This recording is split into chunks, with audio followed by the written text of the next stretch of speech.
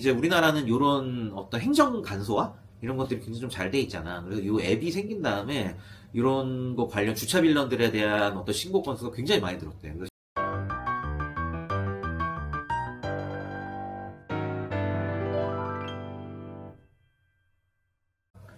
이제 나도 웬만하면은 뭐 서울 웬만한 지역에는 차를 안 가져가는데 이제 서울에 주차할 데가 진짜 많이 없잖아. 그리고 뭐 또 뭐 아파트라고 해도 오래된 아파트면 주차 그 공간이 넉넉치가 않고 그래서 흔히 이제 주차 빌런이라는 얘기 많이 나오더라고.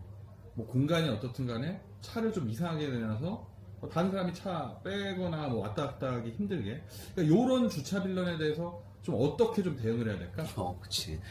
이것도 뭐 요즘에 뭐 예를 들어 층간 소음이나 뭐 누수나 이런 것다 마찬가지로 어떻게 보면 참 같이 살아가는 이 이웃 간에 크게 좀 갈등이 생길 수 있는 요즘 요소 중에 하나야. 이 주차 문제도.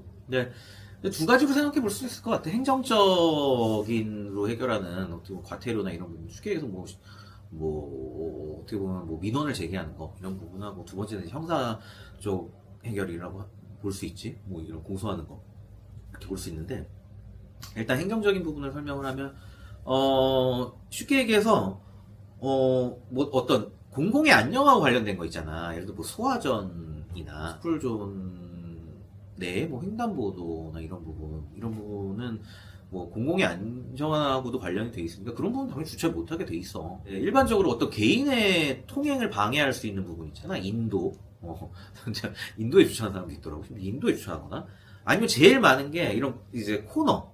이제 차가 이제 좁게 뭐 들어갈 수 있거나 아니면 간신히 뭐 통행할 수 있거나 이런 부분에 막 코너 자리에 되는 정말 말도 안 되게 이제 주차를 하는 그런 경우 참 어떻게 여기다 이렇게 주차를 할 수 있을까 이런 부분은 차량 통행이나 이제 사람 도보 통행에 방해가 되니까 이런 부분도 이제 행정적으로 우리가 이제 신고를 할 수 있거든. 신고를 해갖고 처벌할 수 있는 소위 이제 민원을 제기한다고 하는데 이제 그 행정안전부에서 운영하고 있는 그 안전 앱이라는 게 있어. 거기에 이제 되게 신속하고 아주 편리하게 신고를 이 관련 사항들을 예전에는 어떻게 했냐면 예전에는 그 실제로 이런 주차 단속이 뭐 나와가지고 막 관공서를 찾아서 전화해가지고 그런 기도 힘들고 실제로 뭐 주차 단속을 나와서 막 단속을 하기 전까지는 이런 거를 신고를 해가지고 과태료 나오게 하기 굉장히 어려웠단 말이야. 근데 요즘에는 이걸 간편하게 해놓은 어플이 있어서 여기다가 관련 이제 사진하고 내용도 몇 개만 딱 올리면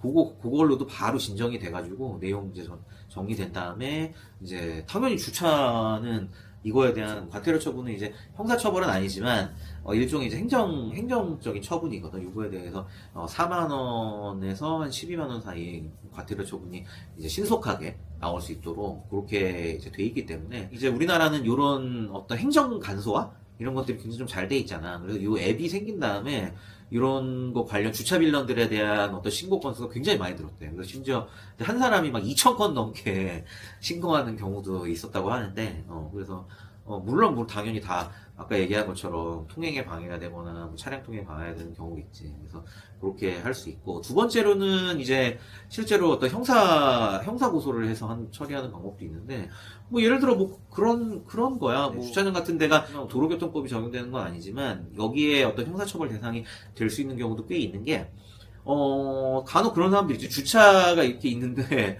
그 주차 칸을 이제 두 개를 해가지고 사이에 뭐 딱 해가지고 두 자리를 다 차지하고 있는 경우나 뭐 아니면 주차장의 어떤 일정 부분 뭐 코너나 이런 데 되면서 뭐 차량 통행을 아예 뭐 막아버린다거나 뭐 이런 경우들이 있고 예전에 2018년도인가 뭐 송도에서 그런 사례가 있었다고 하는데 이제 주차 딱지를 붙인 거지. 그 차량에다가 불법 주차 딱지를 붙였더니 화딱지가 나가지고 건물 이제 주상복합이었던 그 건물 입구를 아예 차로 막아버린 거야. 사람이 못 들어오게. 막아버린 경우 있는데 이런 경우 당연히 형사처벌의 대상이 되고 이제 죄목은 일반교통방해죄. 그러니까 쉽게 얘기해서 교통을 방해하는 경우에는 도로교통법은 아니라 형법상 일반교통방해죄라는 경우가 있어. 주차장에서 주로 일어나겠지.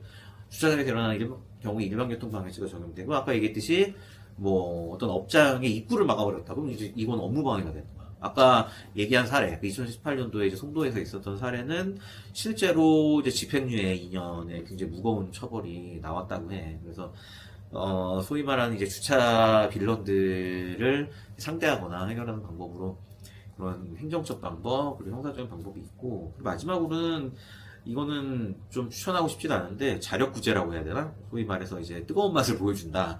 해가지고 쉽게 얘기해서 뭐 차를 못 빼게 이렇게 바짝 돼버리는 이제 많이 봤을 거야 뉴스에서 뭐 참교육 시킨다고 하지 소위 뭐 시체말로 참교육 시킨다고 하는데 근데 이제 그 차 앞을 이제 이렇게 교묘하게 해가지고 차를 못 빼게 하는지 이런 경우가 있는데 그런 경우에는 조심해야 될 게 재물손괴죄가 문제가 될 수 있어. 나 구처 긁은 거 아닌데요?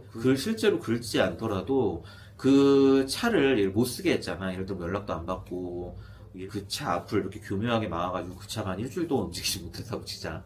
그럼 그 차의 어떤 목적을 그 차는 차로서의 효용을 일주일 동안 못한 거 아니야?